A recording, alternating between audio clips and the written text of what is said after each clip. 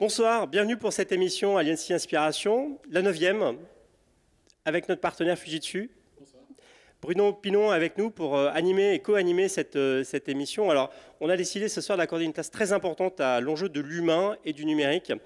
Je pense que la transformation numérique, on a tous pris conscience de l'enjeu de réinventer sa relation avec son client. Mais si tous les maillons de la chaîne ne sont pas reliés avec celui de l'humain, je pense qu'on a effectivement quelques difficultés à accompagner cet enjeu de transformation. Et Bruno, c'est le thème que tu voulais animer avec nous ce soir. Exactement. Donc l'objectif ce soir, c'est de discuter justement de cette transformation de l'expérience employée. Il n'y a pas que les clients, les employés aussi. Donc Bruno Pinon, moi je suis Digital Advisor chez Fujitsu. Donc Fujitsu qui est un leader mondial et européen des Digital Workplace.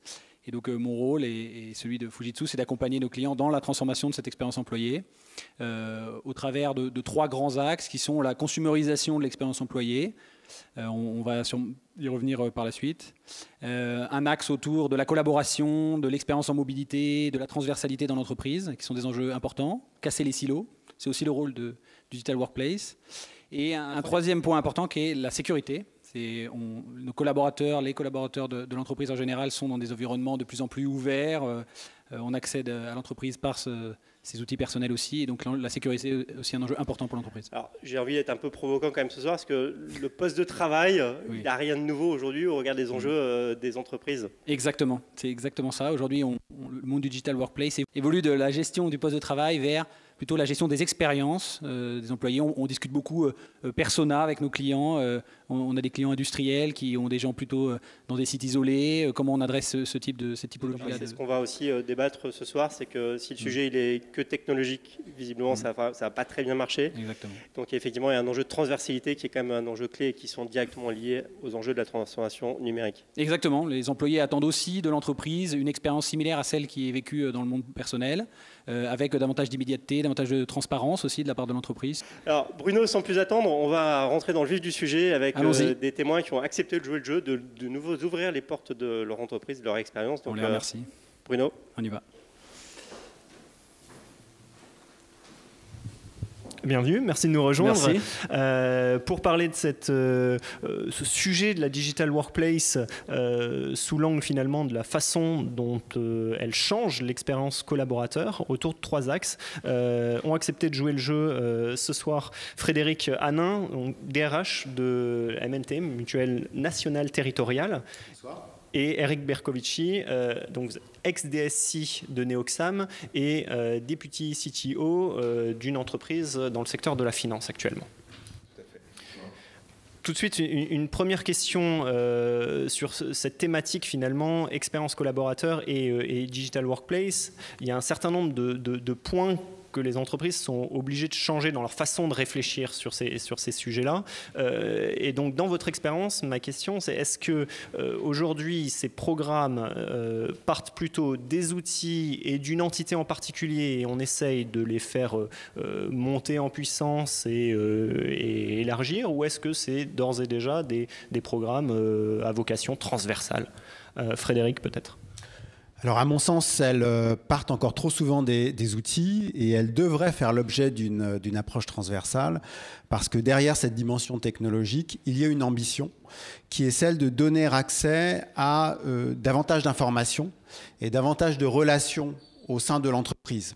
Il y a donc des enjeux très concrets d'organisation du travail, de management, qui, s'ils sont oubliés, risquent de décevoir les futurs bénéficiaires de ces digital workplace en leur donnant l'impression que ces nouveaux outils vont leur donner l'occasion de travailler autrement, ce qui peut ne pas être le cas s'il n'y a pas un accompagnement d'organisation à côté.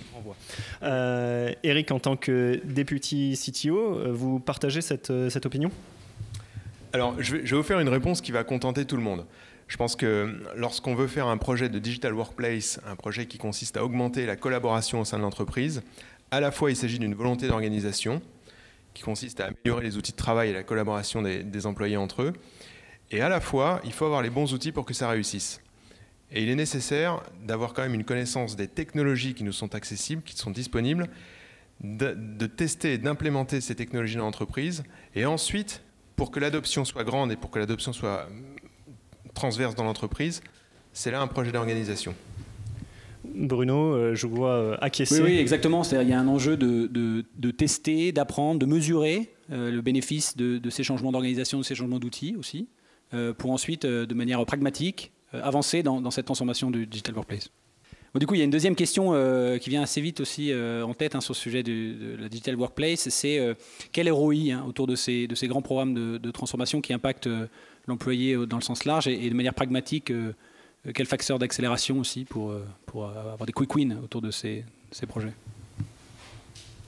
Eric, si vous voulez vous lancer sur la question. Oui, alors en matière c'est extrêmement difficile quand même de parler de ROI sur des solutions de collaboration et de communication unifiée. Évidemment, il y a des choses qu'on peut mesurer. On peut mesurer le nombre de meetings online qui sont créés dans l'entreprise, le nombre de discussions d'équipe qui sont créées dans Teams ou dans Slack. On peut mesurer un nombre de posts qu'on va faire dans un réseau social d'entreprise de type Yammer. Mais je dirais que ce qui doit surtout ressortir, ce doit être une adoption assez flagrante de l'outillage, le fait que les collaborateurs ne se déplacent plus, le fait qu'ils se tournent volontiers vers des meetings en ligne, des meetings vidéo, et que la collaboration naît partout dans l'entreprise. Frédéric, qu'est-ce qui vous marque le plus sur cette question ? Alors, Eric l'a évoqué ou sous-entendu, le digital, c'est de plus en plus l'imbrication entre le facteur humain, les comportements humains et la technologie. Il me semble qu'un retour sur investissement important, au-delà de la technique, c'est l'évolution de ces comportements humains en matière de collaboration, en matière de management, en matière de communication. Et ça se mesure tout simplement, si je puis dire, à travers l'efficacité de l'organisation du travail, par exemple la réactivité, la capacité à réagir rapidement, à communiquer avec fiabilité.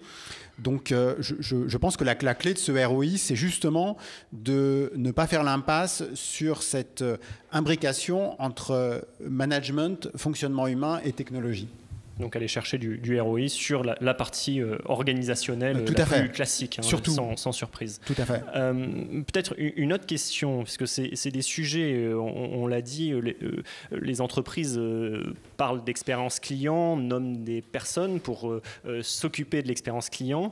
Est-ce qu'elles font de même pour l'expérience collaborateur ? Est-ce que qui peut porter légitimement aujourd'hui ces programmes et les garantir quelque part ? Frédéric ?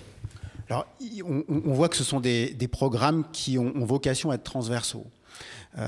Donc, pour moi, ce sont des sponsors transverses qui doivent s'y impliquer.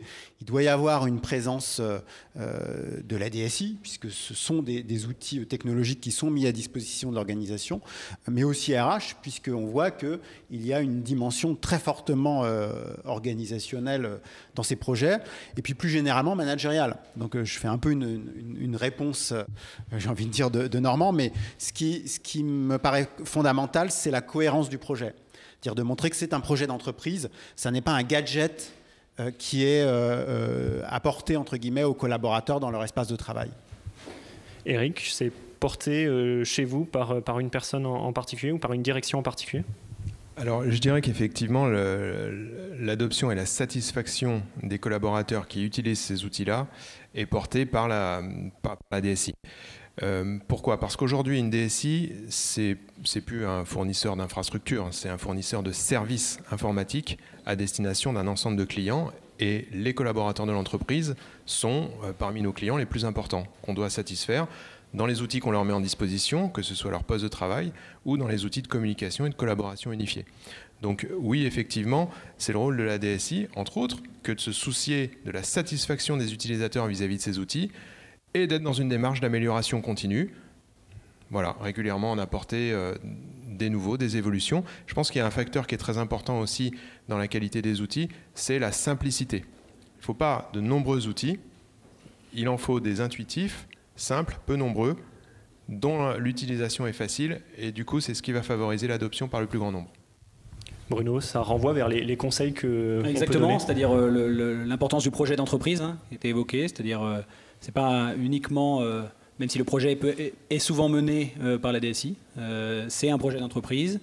La DSI en est le pilote, et puis l'importance de travailler sur des outils qui facilitent justement cette expérience simple, cette expérience aussi fluide pour l'employé, telle qu'il la connaît aussi dans le monde perso.